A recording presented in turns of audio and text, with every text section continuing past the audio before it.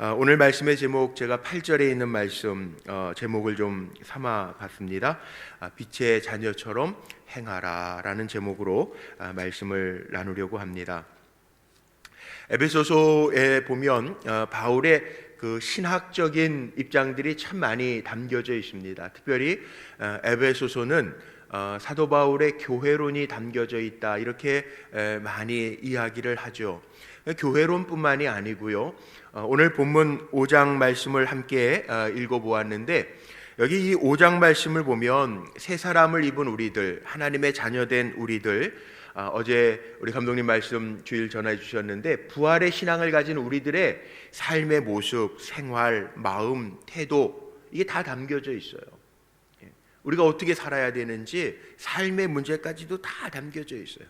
어떻게 보면요, 이 에베소서 5장만 잘 붙들고 신앙생활해도요, 정말 하나님 앞에 칭찬받고 인정받을 만한 신앙생활이 될 수 있다는 거예요.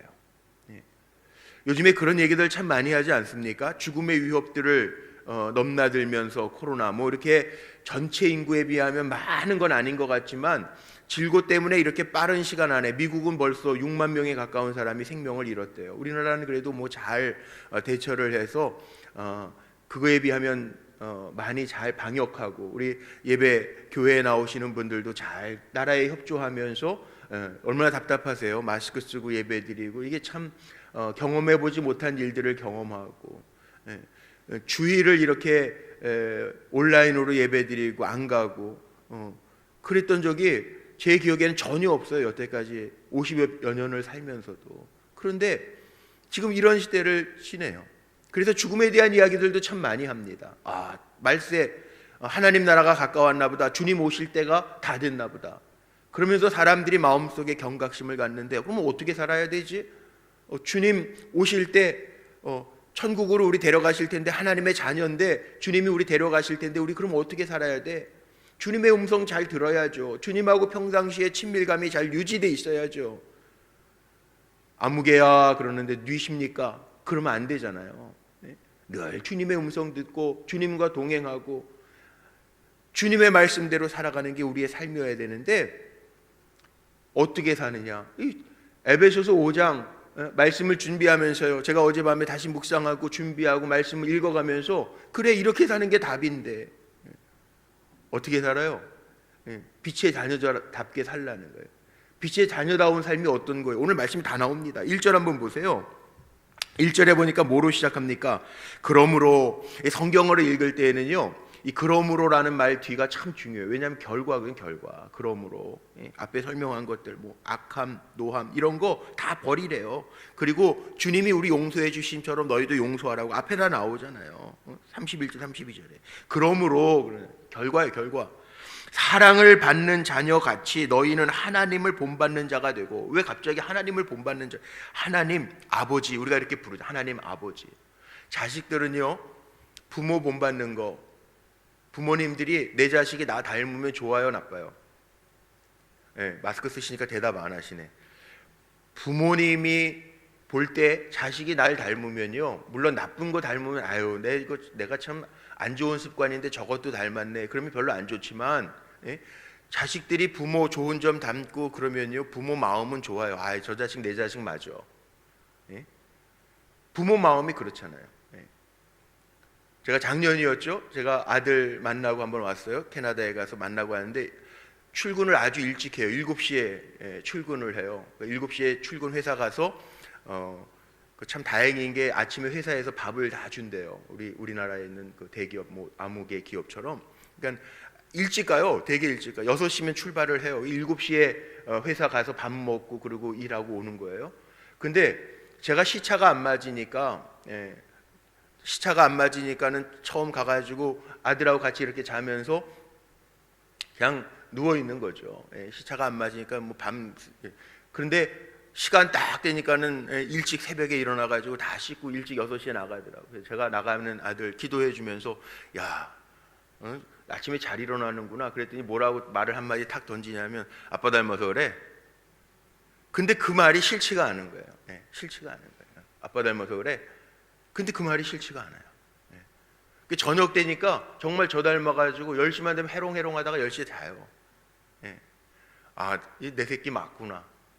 부모에게 그 마음이 있는. 여기 뭐라 그랬어요? 1절에 사랑을 받는 자녀같이 너희는 하나님을 본받는 자가 되고. 하나님 우리가 아버지라고 부르잖아요. 내가 거룩한 것처럼 너희도 거룩하라 하나님 말씀하셨거든요. 그러니까 여기에 우리는 빛의 자녀처럼 산다라고 하는 게 다른 의미가 아니라 아버지 하나님 닮아가, 하나님 본받아, 하나님 거룩하신 것처럼 너희도 본받으라는 거예요. 제가 이따 결론에 얘기하겠지만 교회도요, 그리스도의 몸이라고 그랬잖아요. 교회도요, 나중에 본문에 나옵니다. 26절에 나옵니다. 거룩해야 되는 거예요. 하나가 돼야 되는 거예요. 이게 다 하나님을 본받는 거예요. 하나님 닮아가는 거예요.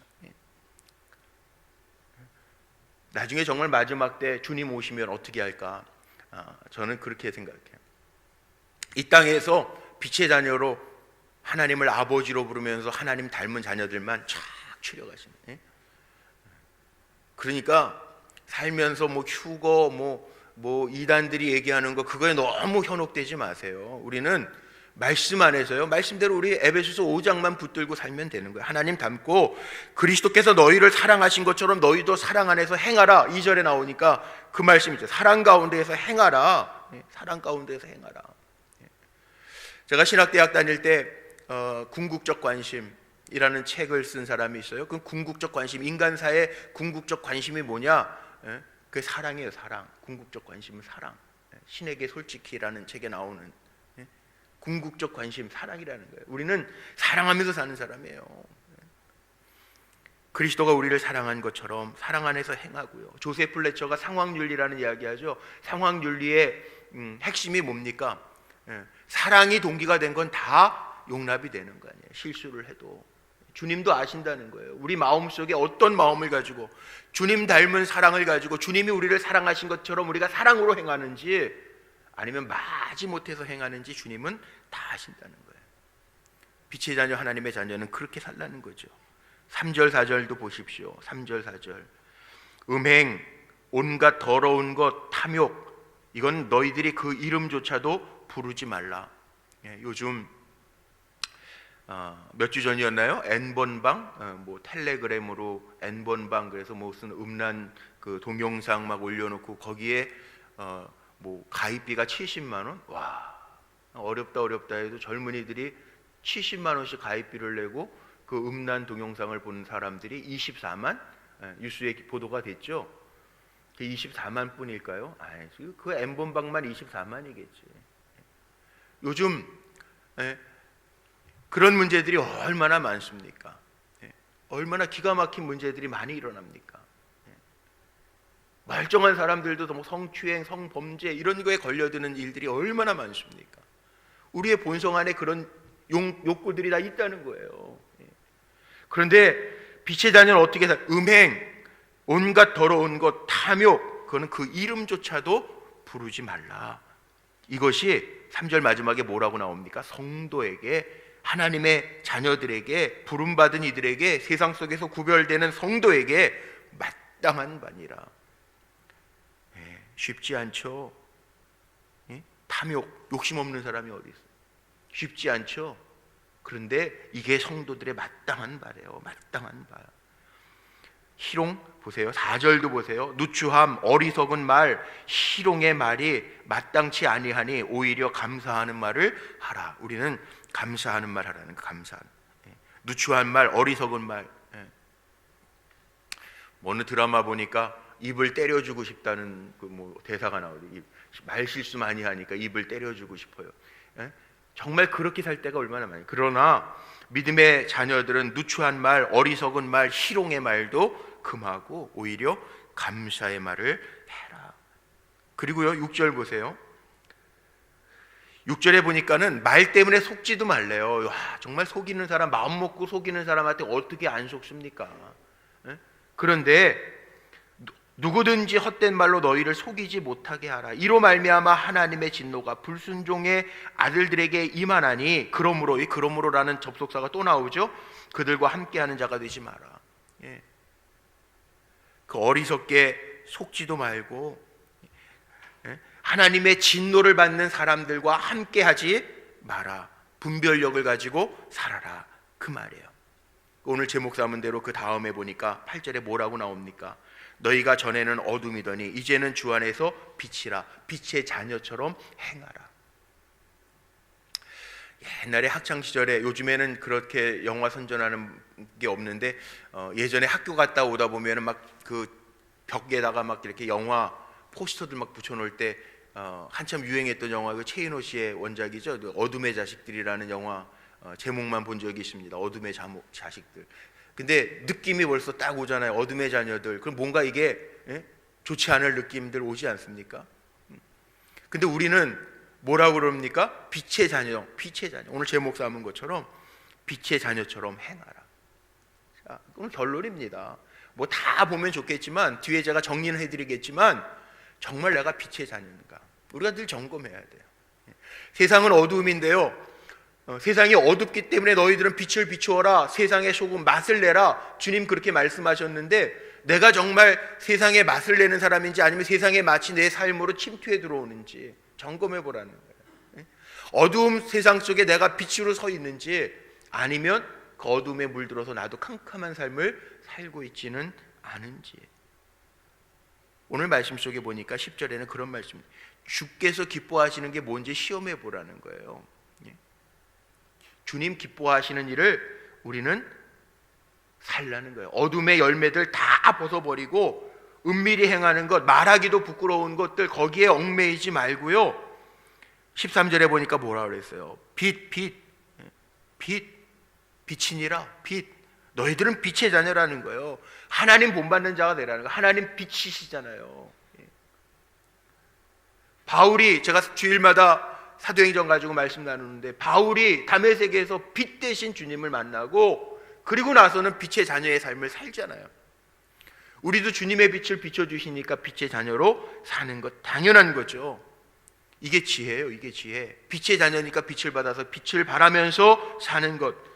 어두움 속에 사는 건 지혜 없는 자고 빛의 자녀로 사는 것은 빛이라는, 우리가 빛, 주님의 빛을 받고 살라는 것. 자, 이 이야기가 16절에 다 걸립니다. 세월 아껴라. 세월, 때가 악하니라. 그러니까 우리는 늘 빛을 바라면서 빛의 자녀답게 살아야 되고요.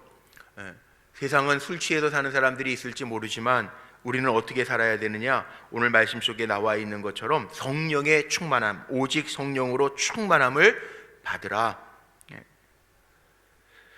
자, 그 다음에 마지막 결론 제가 정리하면서 여기 오늘 말씀 속에 보니까 물론 삶의 태도는 지혜롭게 성령 충만해서 감사함으로 주님 경외하면서 살아야 되는데 사도 바울이 에베소 성도들에게 편지를 보내면서 마지막에 교회와 그리스도의 관계를 아내와 남편의 관계로 이렇게 유비시켜 가지고 이야기를 합니다.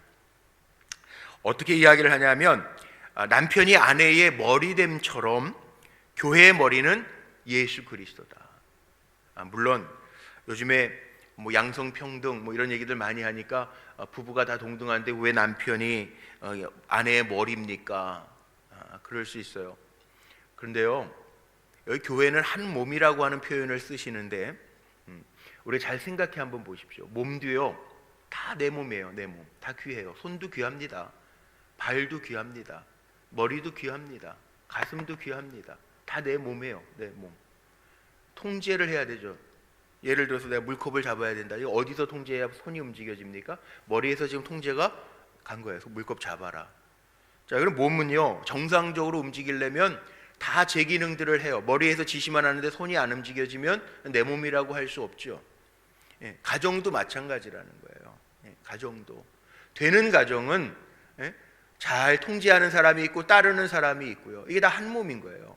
다 평등하게 움직여지는 거예요. 머리만 좋은 게 아니고요.